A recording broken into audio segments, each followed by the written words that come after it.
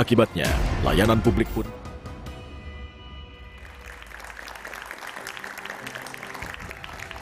masih bersama saya Budiman Tanrujo di satu meja The Forum.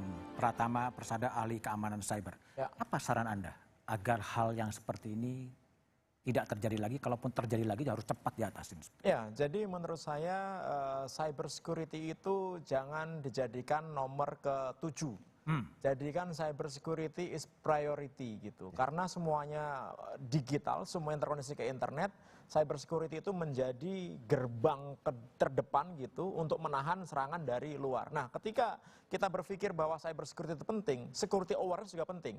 Pimpinan yang ngerti terhadap ancaman itu penting. Oleh karena itu, kenapa kita membutuhkan pemimpin-pemimpin yang ngerti masalah transformasi digital gitu. Ngerti masalah ancaman cyber ini gitu. Sehingga apa? Sehingga mereka aware, mereka tahu ketika buat sistem itu ada ancaman sehingga bisa mengamankannya. Nah, kalau sistem kita aman, otomatis kita akan sedikit lebih santai gitu bahwa kita bisa melayani masyarakat dengan baik tanpa kita takut nanti ada ancaman. Kalaupun ancaman itu datang, kita bisa mengatasinya. Bagaimana kita secara cepat merespon, memitigasi ketika terjadi insiden. Itu yang paling penting. Oke, Pak Sulaiman Pondok. Ya, bagi saya itu yang namanya profesionalisme. Profesionalisme dimulai dari manusianya. The man behind the gun itu sangat menentukan. Apapun kita buat, tapi kalau manusianya tidak profesional, manusianya tidak disiapkan dari awal, nol. Dan ini buktinya. Lamsanak dulu kita sudah persiapkan manusia-manusia khusus untuk persendian. Minimal pertahanan di persendian kita kuat. Tetapi kita bubarkan, kita buat BWSNM yang tidak jelas apa tujuannya. Ini hasilnya. Oke. Sandi ini modelnya salah satu hasilnya. Bagaimana dia punya kapabilitas di dalam berbicara minimal persendian. Sekarang Sandi tidak, cyber pun hilang. Lalu terus mau ngapain? Kita bicara transformasi, kita bubarkan. Itu. Pak Sukamta, ini apa? Untuk tidak terjadi lagi? Saya merasa perlu ya negara kita ini membuat audit security tentang PDN ini sehingga nanti akan jelas di mana masalahnya, siapa yang harus bertanggung jawab apa. Nah, pembenahan SDM sangat penting, baik itu di instansi teknis yang melaksanakan maupun instansi yang mengawasi. Jadi pembenahan SDM, kasih orang-orang yang capable, yang betul-betul punya kemampuan, dihindari yang sifatnya politis atau yang sifatnya mungkin pertemanan. Ya. Terus yang berikutnya saya berharap seperti beberapa waktu yang lalu ketika kebocoran terjadi, ketika kita membangun sistem keamanan, security-nya harus ditempatkan dengan prioritas yang pertama, sama dengan kita meyakinkan sistem itu jalan. Kita harus meyakinkan bahwa sistem itu aman. Aman dari serangan cyber yang kata orang-orang cyber yang bertanggung jawab itu jutaan per tahunnya. Kita tahu bahwa serangan itu datang dan namanya cyber security itu hari ini, jam ini aman, tapi jam berikutnya belum tentu aman. Maka diperlukan awareness nomor 1 di situ. Saya sepakat dengan Mas Pratama tadi. Yang kedua SDM dan yang berikutnya adalah tata laksana di dalam urusan security ini harus firm dan tidak kompromi. Ya, jangan masing-masing mau mendominasi. Udahlah kita atur untuk kepentingan bangsa negara, ayo kita buat tata laksana yang baik, pembagian kerja, koordinasi yang baik. Oke, Mas Ruby dulu ya sebelum ke Wamen. Pak Ruby, apa saran Anda? Baik, jadi kalau semuanya sudah menggambarkan kira-kira ke depannya harus kayak gimana. Kalau saya dari kacamata kita digital forensik, kita meneliti setiap data leak yang pernah terjadi di Indonesia dari tahun 2019 sampai sekarang, itu kalau jadi peneliti kayak kami, itu kita sudah punya semua data pribadi di Indonesia.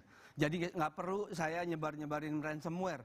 Kita sudah punya semua data pribadi Indonesia. Sudah ada BPJS, sudah ada Dukcapil, sudah ada e-commerce kita yang besar, banyak bank syariah kita kemarin hampir 1 tera datanya sudah dijual, sudah ada. Nah, Jadi kalau menurut saya sepakat sama Pak Yanuar tadi, ini konsepnya jangan lagi mengangan-angan ke depan. Setiap kasus selalu begini, setiap kasus ada di media heboh seperti ini. Semua pakar, semua narasumber muncul seperti ini. Menurut saya ini sudah puncak gunung es dan ini sudah saatnya kita tentukan bahwa ini tragedi nasional dan ini harus dimulai saat ini. Harus ada yang tanggung jawab. Harus ada yang tanggung jawab. Nggak bisa enggak lagi kalau sekarang menurut saya. Siapapun itu, baik yang ownernya kah, yang operasionalnya kah, siapapun itu. Sampai ujungnya nanti kita cari pelakunya itu belakangan. Utamanya harus ada yang tanggung jawab. Mas Yanuar Nugroho. Satu, pemerintah mesti bertanggung jawab, mengaku salah dan minta maaf karena tidak bisa melindungi data warga negaranya. Itu jelas, no excuse. Tapi nomor 2, melangkah ke depan, menerjemahkan cita-cita transformasi digital itu secara lebih konkret. Tapi langkah pertama tadi, iya ini salah. Udah salah, nggak usah cari alasan lagi. Tapi yang kedua adalah, oke diperbaiki kalau begitu. Siapa itu? Pemerintah lah. Siapa? Dengan prinsip Presiden mesti turun tangan, menugaskan menteri, kepala lembaga, mesti membuat sebuah arsitektur yang clear, Mas. Tidak usah ruwet, tetapi sesuatu yang operasional. Dengan prinsip yang dikatakan oleh Mas Kamto tadi, tata kelola. Yang membuat kebijakan tidak melaksanakan, yang melaksanakan tidak mengawasi. Itu prinsip. Sudah. Kemudian detailnya, ya dibenerin kalau digital ini prioritas, ya perlakukan sebagai prioritas. Oke, baik Pak Wamen, silakan. Ada permintaan untuk mengaku salah dan permintaan maaf. Ya, yang pertama tentu saja karena ini serangan sudah terjadi, yang berarti menunjukkan adanya kelemahan. Kominfo sebagai lembaga yang menaungi persoalan ini sudah menyatakan permohonan maaf terutama kepada publik yang layanannya terganggu, terutama untuk warga negara kita dan juga para tamu-tamu yang datang ke Indonesia yang terpaksa tertahan di imigrasi pada waktu itu. Ya, lalu juga untuk layanan-layanan lain yang potensial terganggu karena serangan ini. Terus yang kedua, saya kira kita memetik pelajaran yang cukup penting di sini ya dan sangat kritikal. Ada 2. Yang pertama, serangan terhadap pusat data nasional ini adalah serangan terhadap kepentingan publik yang berarti serangan terhadap negara, gitu ya. Dan karena apa? Jaringan pusat data nasional ini adalah critical infrastructure, gitu, yang memang harus diprotek dan harus dihandle dengan maksimum security juga, gitu. Nah, sebetulnya kesadaran ini sudah ada di Kominfo juga ketika mendesain yang namanya transformasi digital, itu include dengan pengamanannya, cyber security-nya, gitu. Saya sepakat tadi dengan beberapa pandangan daripada pakar yang ada di sini, tidak ada tempat yang aman. Ya, tidak ada tempat yang aman, itu harus ada awareness begitu bagi semua infrastruktur digital.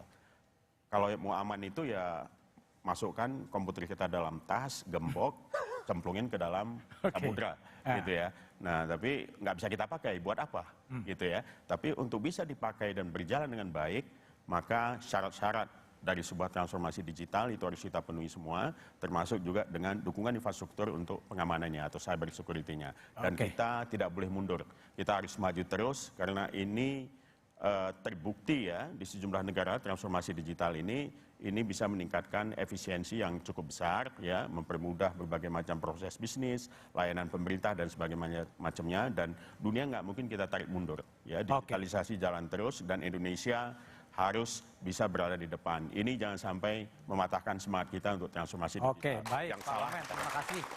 Pak Yanuar, Mas Ubi, Pak Wamen, Pak Kamta, Pak Pontoh dan Pratama yang telah gabung di satu meja di forum.